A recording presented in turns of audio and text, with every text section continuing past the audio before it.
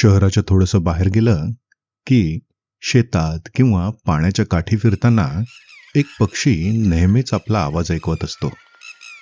कधी रात्रीच्या शांततेत तर कधी भर दुपारी. तुम्ही ओळखलं ते बरोबर आहे, तो पक्षी आहे टिटवी. टिटवीला इंग्रजीमध्ये रेड वॉटल लॅपिंग म्हणतात.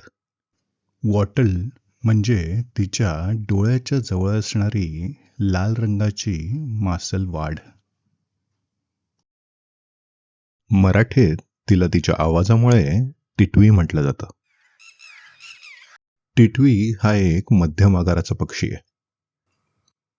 याचं डोकं, मान आणि छातीच्या वरचा भाग हा काळ्या रंगाचा असतो. पंखाचा रंग फिकट तपकिरी असतो आणि पाय लांब पिवळ्या रंगाचे असतात. याचं सगळ्यात महत्त्वाचं फिजिकल ॲट्रिब्यूट म्हणजे ह्याच्या डोळ्याजवळची लाल रंगाची मांसल वाढ.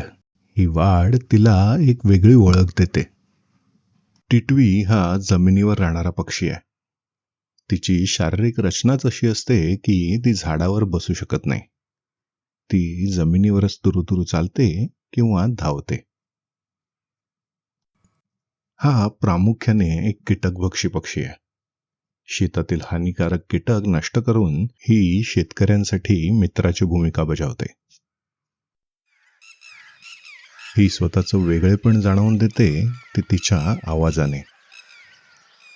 जेव्हा तिला एखादा धोका जाणवतो तेव्हा ती जोरात ओरडून आजूबाजूच्या सर्व प्राणी आणि पक्ष्यांना सावध करते. हिचा आवाज इंग्रजीमध्ये डिड ही डू इट म्हटल्यासारखा येतो. त्यामुळे तिला इंग्रजीत did he do it bird सुद्धा म्हणतात. टिटवीचं घरटं अतिशय साधं असतं.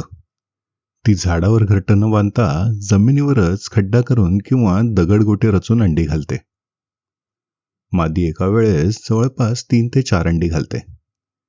ही अंडी जमिनीच्या रंगाशी इतकी मिळतीजुळती असतात की सहज कोणालाही दिसत नाहीत. विणीचा हंगाम साधारणपणे मार्च ते ऑगस्ट दरम्यान असतो. अंडी उबवायचा कालावधी जवळपास 28 ते 30 दिवसांचा असतो. अंडी आणि पिल्लांचे रक्षण करण्यासाठी हे पक्षी खूप आक्रमक होतात. जर कोणी अंड्याच्या जवळ गेलं तर ते त्याच्या अंगावर धावून जातात. टिटवीच्या बाबतीत आपल्या समाजात काही अंधश्रद्धा सुद्धा आहेत.